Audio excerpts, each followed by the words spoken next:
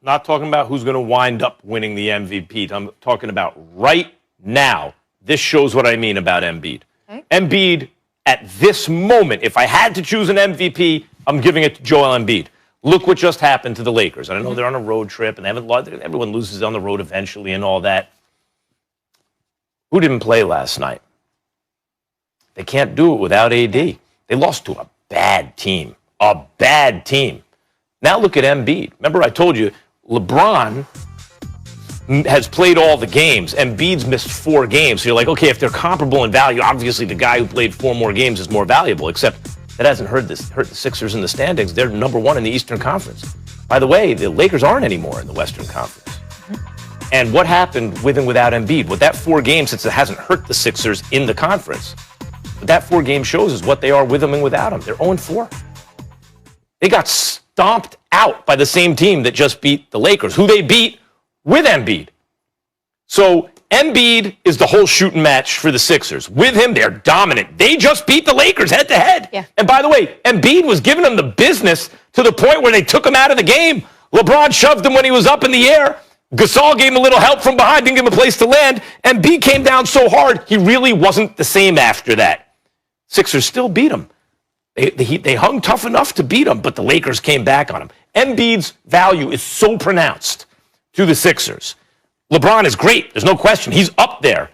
But he didn't have AD, and they lost to one of the worst teams in basketball. If you're splitting hairs here.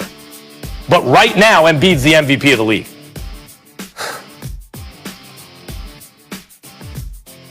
I'm closing my eyes right now because I don't like when you give me a reason to come to the defense of LeBron James. It really bothers me. You see, I'm one of those people that believe that LeBron James, listen, I think LeBron James gets enough praise. You know, that's why I have to put up the ticket. Great husband, great father. Put it up? You know, I think we should put it up. I mean, great father, great husband, great businessman, you know, very philanthropic. I mean, the dude, he's unbelievable, okay? And I think that it's appalling to me that people in his camp are disgusted at the fact that, oh, my God, it is an insult to call him the second greatest player in the history of the sport ever created. I mean, my God, to call him number 2. I mean, you just stabbing him in the heart. Oh, my God, what an insult. You know what I'm saying? Never mind what you're saying about Jordan if you call LeBron number 1. Right, yeah. You know what I'm saying? But in this case, there it is. This is the kind of stuff. This is a great husband, great father, a generous philanthropist. I mean, this is a director, a producer. I mean, the guy's phenomenal. I mean, just put it all up there. Let's make sure we get that out the way. But in this particular situation, Hollywood power broker. That's right, Hollywood power broker. Put that. Y'all are hilarious. It's all there. It's all there. It's all there. The resume is impeccable. Okay, but let me tell you something. In this particular instance, this is what LeBron is just, this should disgust him, Mac, your take. Here's why. Because we got a headline there and we're talking about LeBron James in question, the MVP and all. It's one game. And guess what? It's Detroit. You're sitting up there, those are a bad team. Max, that's what happens. Do you know the worst team in NBA history actually won 9 games?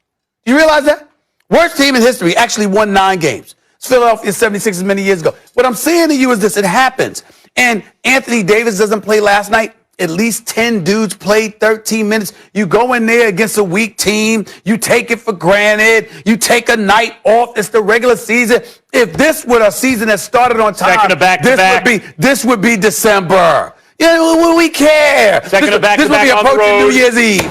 That's what this would be right now if the season had started as regularly scheduled. All I'm saying is, listen, LeBron has graduated to a point where it is so grotesquely unfair to look at him in an early regular season game and measure him in any way. This brother is about, you know, April, May, and June, literally or figuratively speaking, the postseason. That's what he gets measured by. To me, what's alarming, if I'm Anthony Davis, here's what I would say to Anthony Davis, my brother.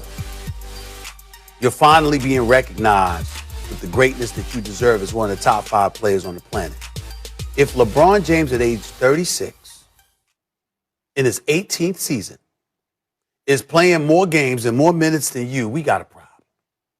That should not be happening. Because what LeBron is doing and what I believe he should be teaching Anthony Davis is that it's one thing when you're a star or a superstar quality talent. It's another thing when you're the headline. See, I love for Kobe, God rest his soul. I love for MJ. I love for the elite superstars like LeBron. He's included in that list. That I will put him on that list. In terms of being a headliner and consistently answering the call, showing up to work when you don't want to because you know everybody's watching and they're coming to see you. Okay. And I'm saying it's a little unfair to AD. I'm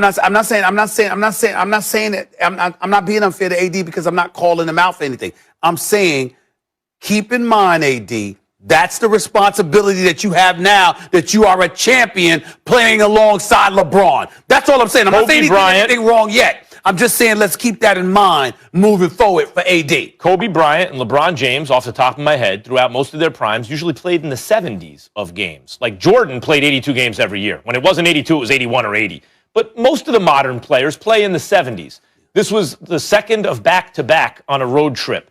That's why I'm not killing LeBron, of course. And Stephen A., we're not talking about who's the best player in the game. We're not talking about the championship or who's eventually going to win the MVP. I've been making the case. I'm just MVP tracker, regular season, which I don't even like that award. I don't think it's that meaningful, but people care about it. MVP tracker, regular season, at this moment, if you had to vote, Embiid. And last night was, it is close. You say you shouldn't judge him on this little kind of information, but when it's that close, every little bit counts.